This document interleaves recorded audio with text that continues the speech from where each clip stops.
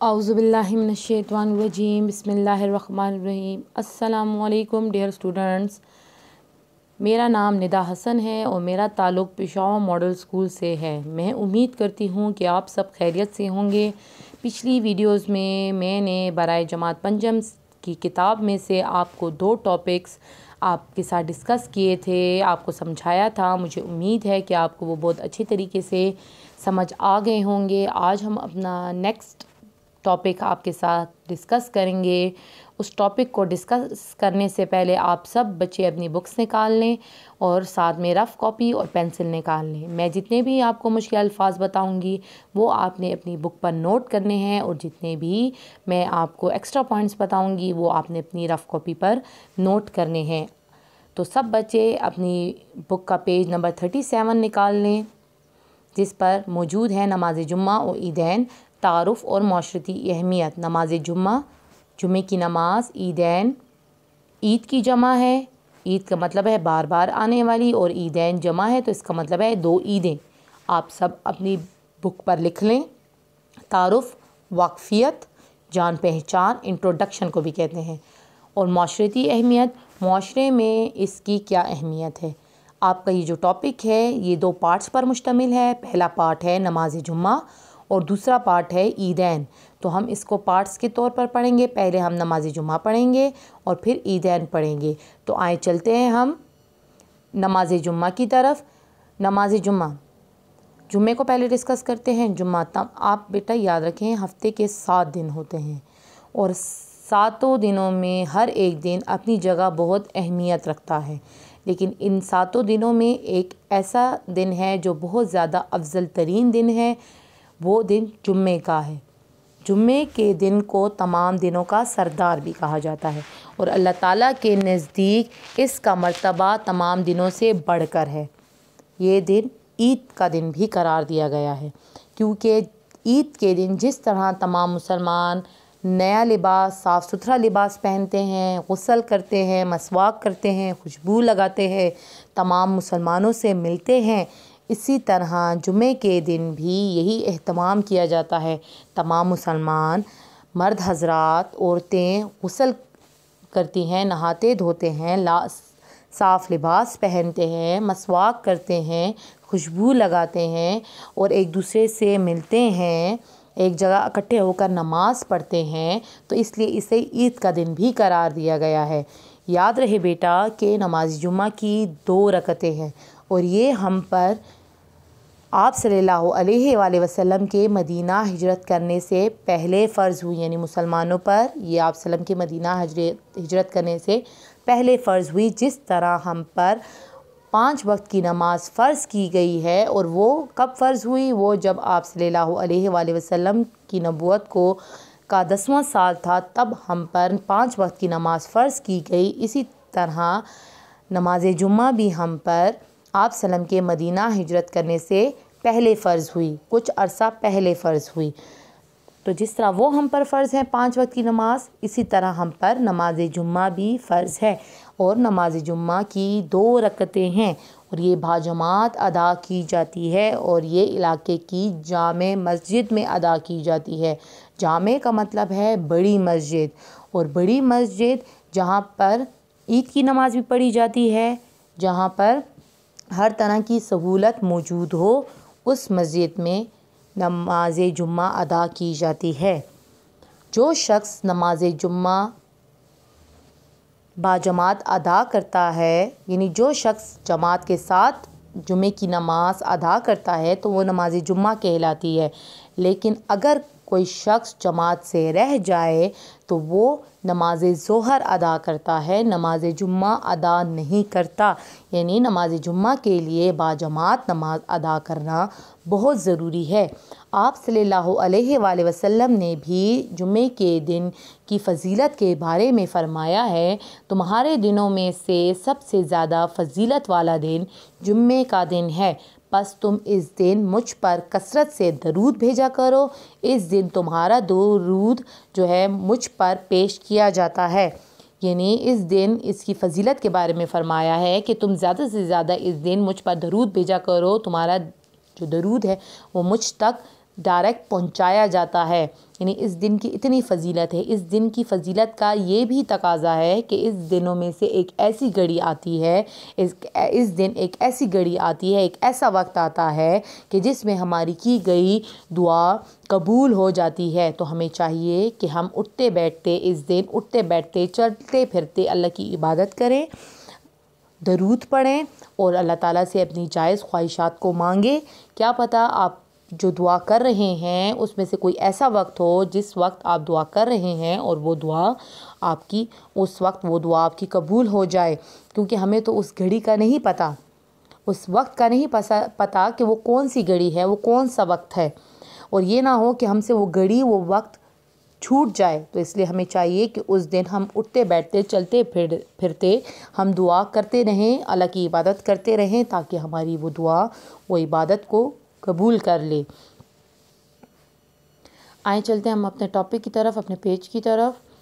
تو بک میں آپ کے پاس نماز جمعہ بیان ہوا ہے، دیکھتے ہیں نماز جمعہ کے بارے میں آپ کے بک میں کیا ڈسکس ہوا ہے۔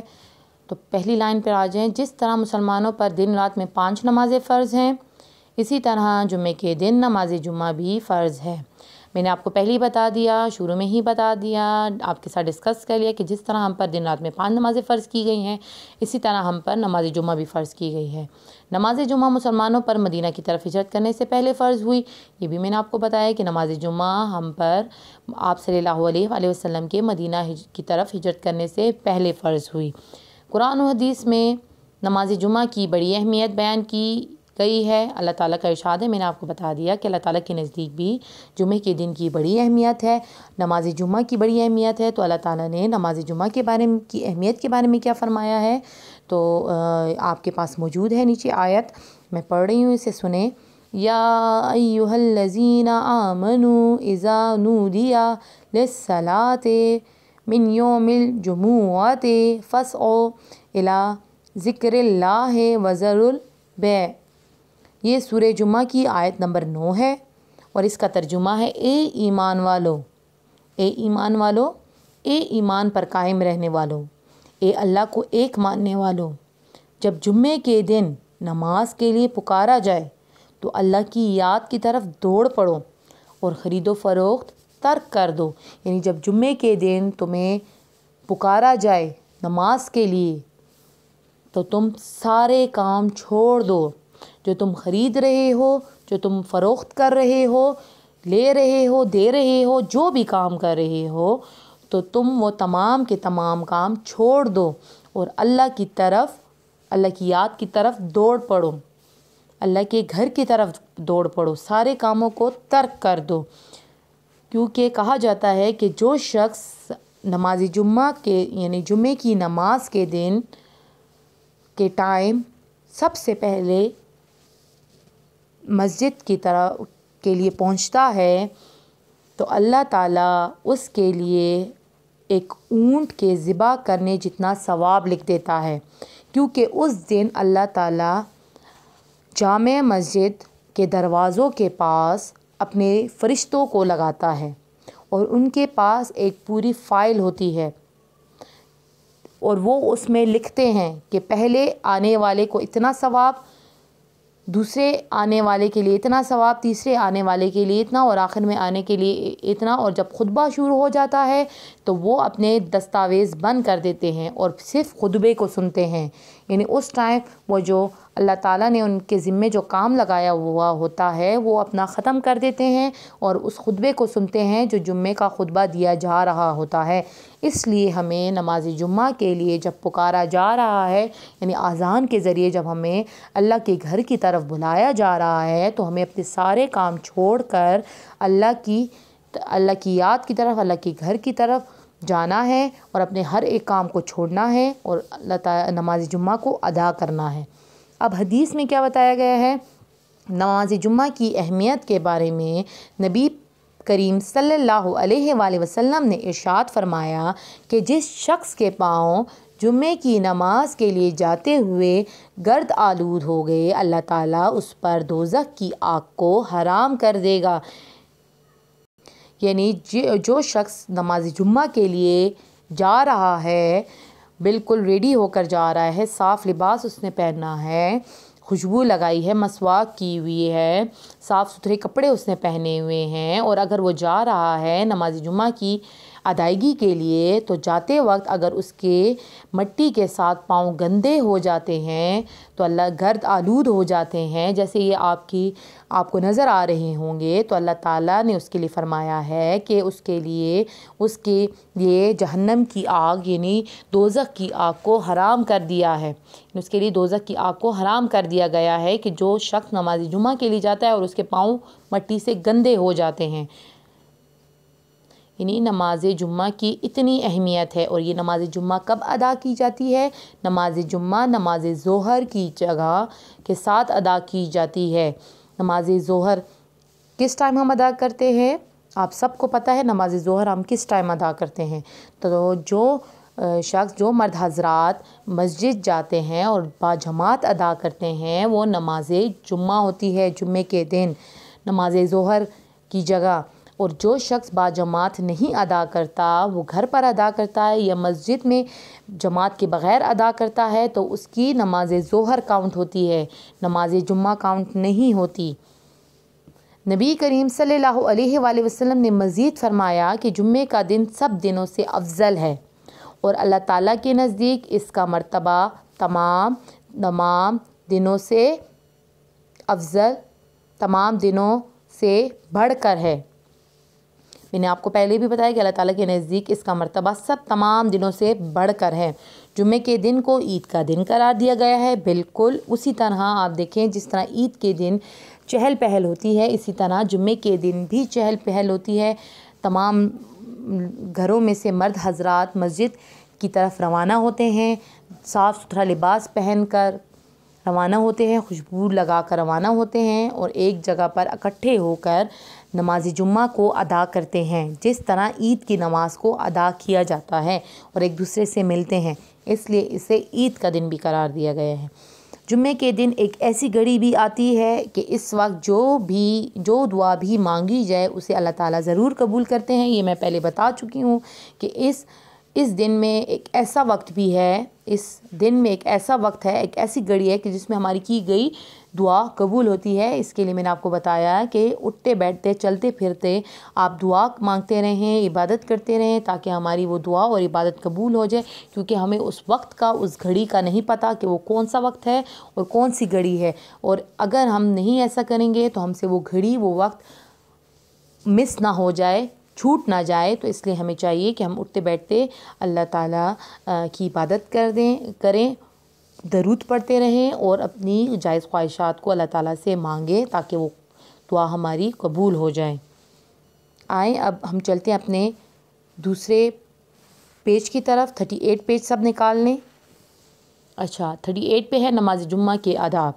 اب نماز جمعہ کی ہم نے تعارف پڑھا، اس کی اہمیت پڑھی قرآن کے حوالے سے بھی، اور ہم نے حدیث کے حوالے سے بھی اسے پڑھا کہ اس کی کتنی اہمیت ہے۔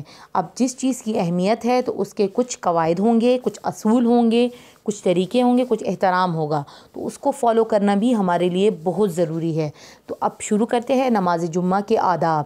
آداب ادب کی جمع ہے، اور ادب کا مطلب ہے احترام، فوائد، اصول،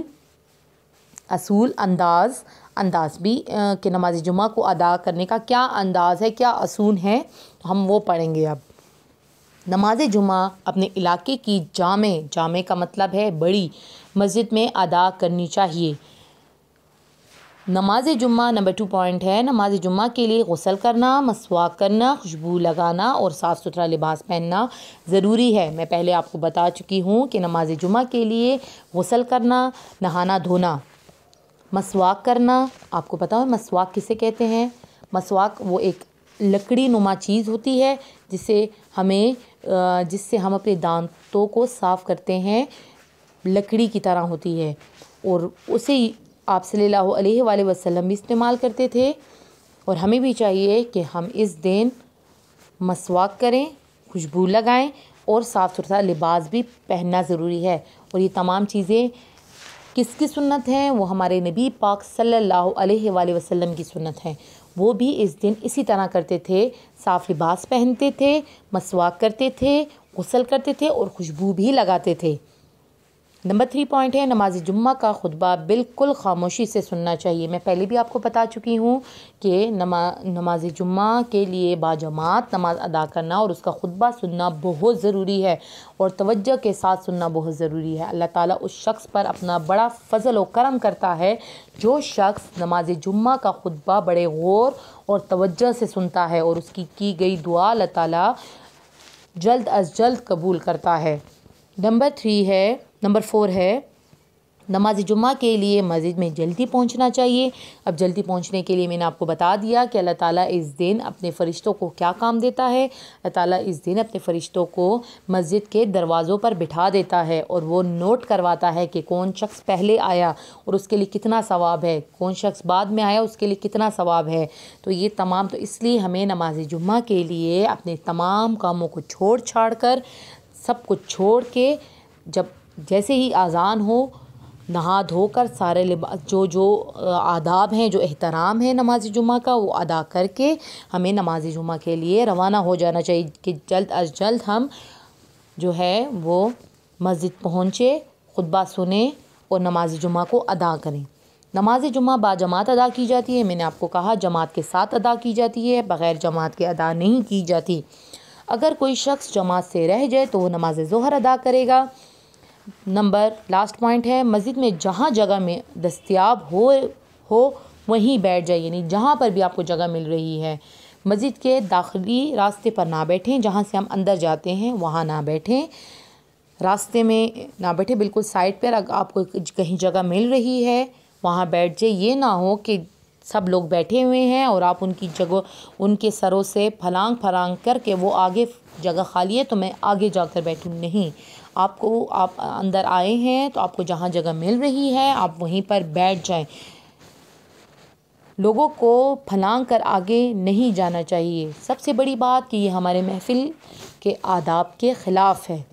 محفل مجلس میں، دینی مجلس میں، کوئی بھی مجلس ہو، اس میں لوگوں کے گردنیں پھلانگ کر چھلانگیں لگا کر آگے جانے سے بہتر ہے کہ آپ کو اگر پیچھے کہیں جگہ مل گئی ہے آپ وہیں بیٹھ جائیں، وہیں پر بیٹھ کر آپ خطبہ بھی سنیں، وہاں پر آپ نماز جمعہ بھی ادا کریں۔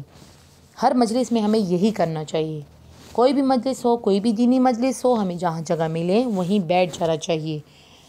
آپ کا ہوم ورک ہے، آپ نے ان دونوں پیجز کی، پیج نمبر 38 اور پیج نمبر 37 کی ریڈنگ کرنی ہے۔ مجھے امید ہے کہ آپ کو یہ دونوں پیجز بہت اچھے طریقے سے سمجھ آ گئے ہوں گے۔ اپنا بہت خیال رکھیے گا۔ اللہ حافظ۔